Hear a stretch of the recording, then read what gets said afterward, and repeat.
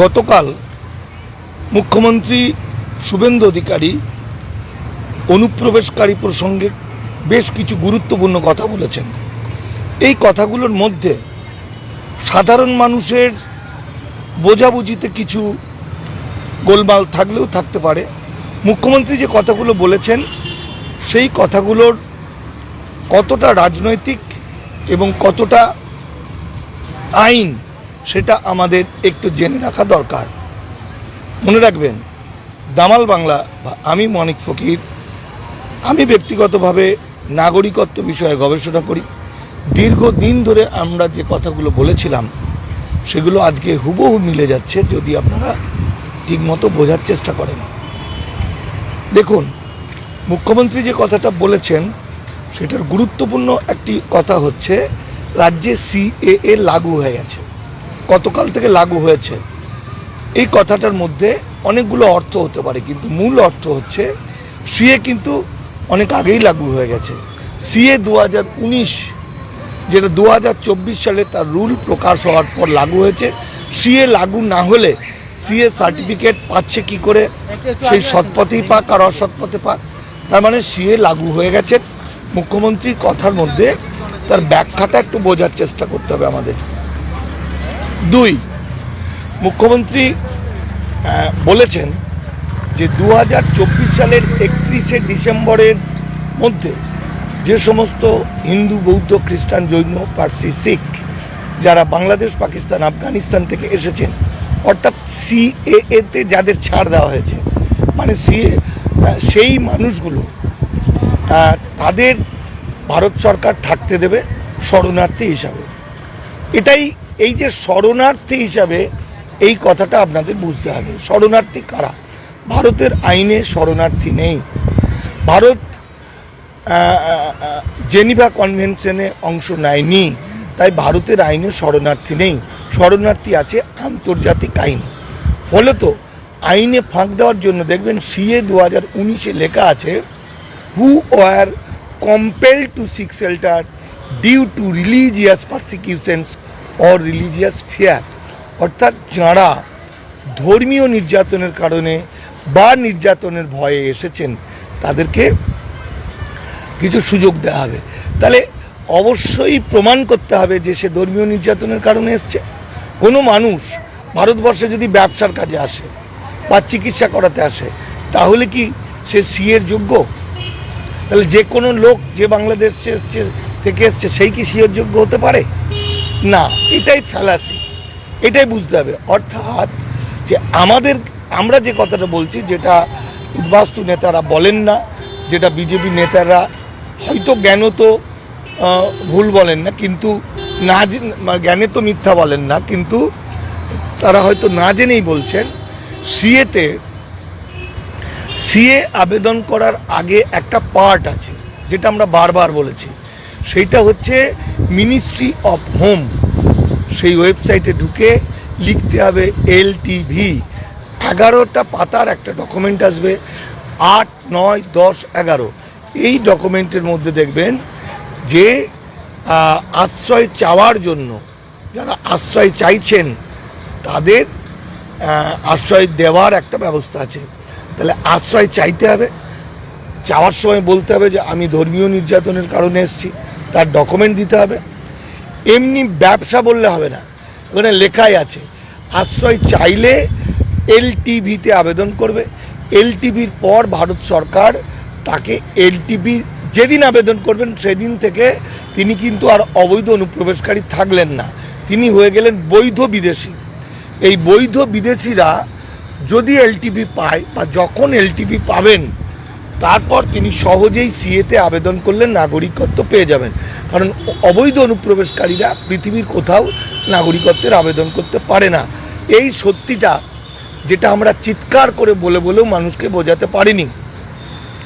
আর একটা জিনিস, সিএ হচ্ছে 2014-র 31শে ডিসেম্বর পর্যন্ত, কিন্তু মুখ্যমন্ত্রী বলছেন কি বলছেন? মুখ্যমন্ত্রী বলছেন 2024-এর 31শে ডিসেম্বর পর্যন্ত। এটা একটু ওনার বলাতে হয়তো ভুল হয়েছে, বা ওনাকে যে বলেছে হয়তো সঠিক বিষয়টা জানেন না।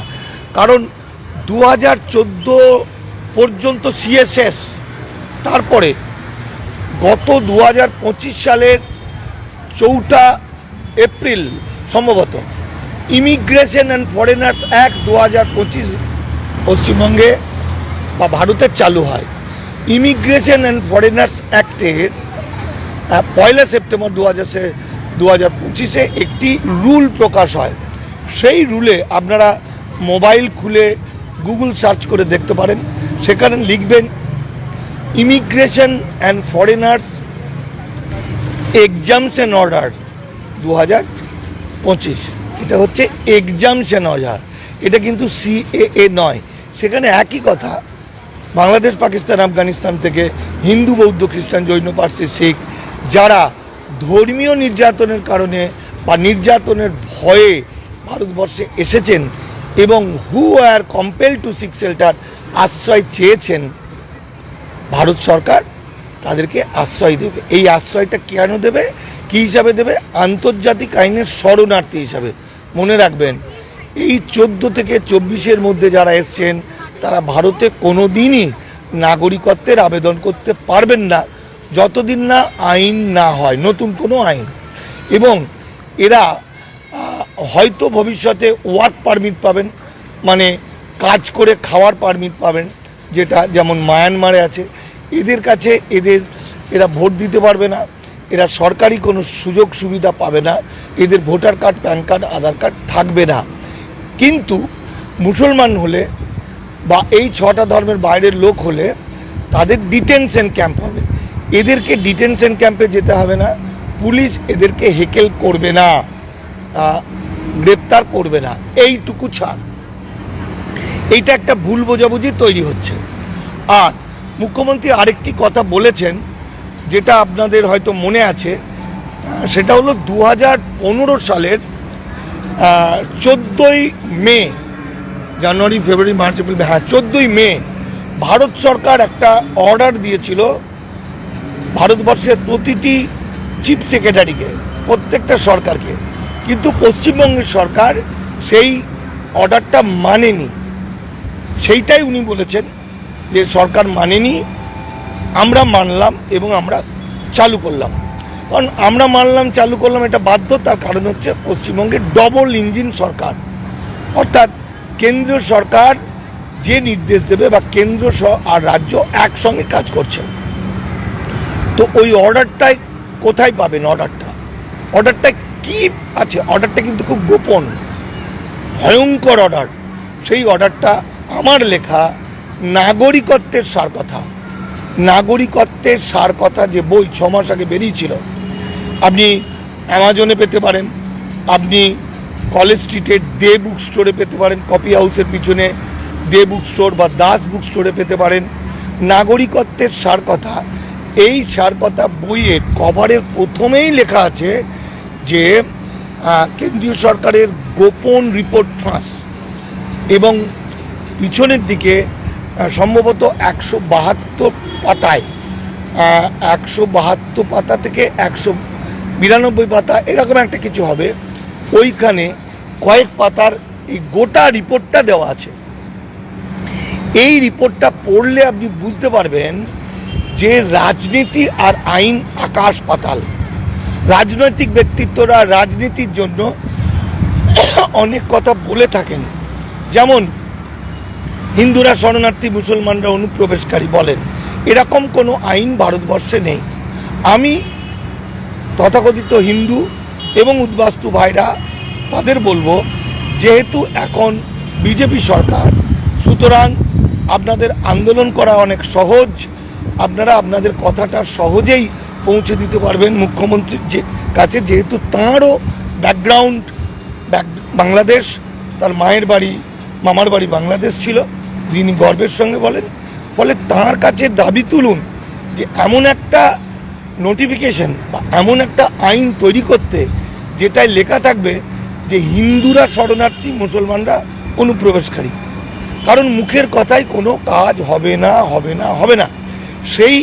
সেই গোপন অর্ডার, যেটা আমার কাছে আপনারা পিডিএফও চাইতে পারেন বিনা পয়সায়, আমরা প্রচুর পিডিএফ ছড়িয়েছি। কিভাবে উদ্বাস্তুরা বাঁচতে পারে সেইটাও লেখা আছে।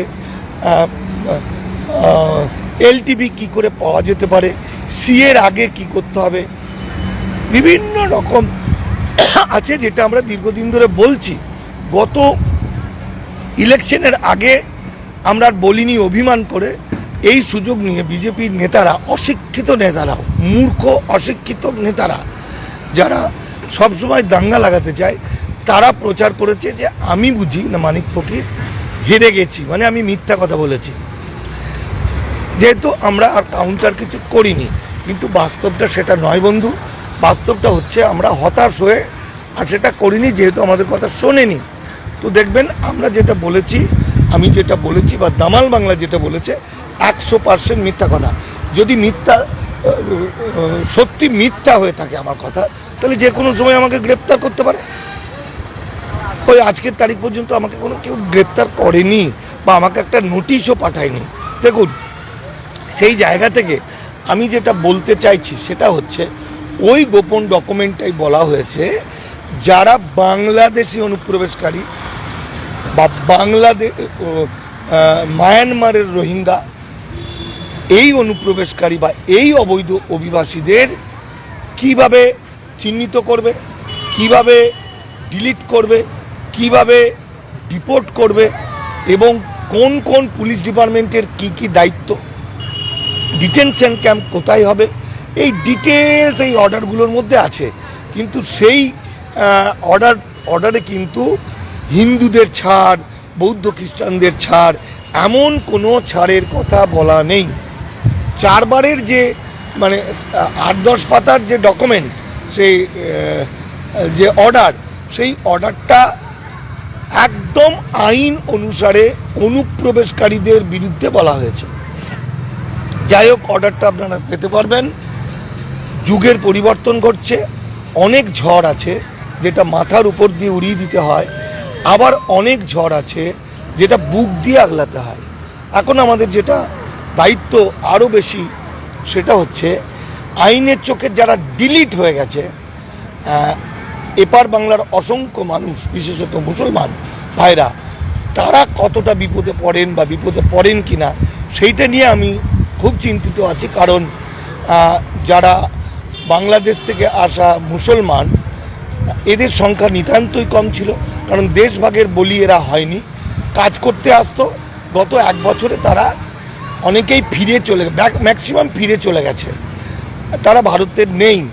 ফলে সরকার, পুলিশ ডিপার্টমেন্ট সরকারকে কাজ দেখানোর জন্য, বিএসএফ সরকারকে কাজ দেখানোর জন্য হতে পারে ডিলিট হয়ে যাওয়া এপার বাংলার যে অসংখ্য মুসলিম পরিবার আছেন, যারা ডিলিট হয়ে গেছে, তাদেরকে বিপদে না ফেলে দেয়।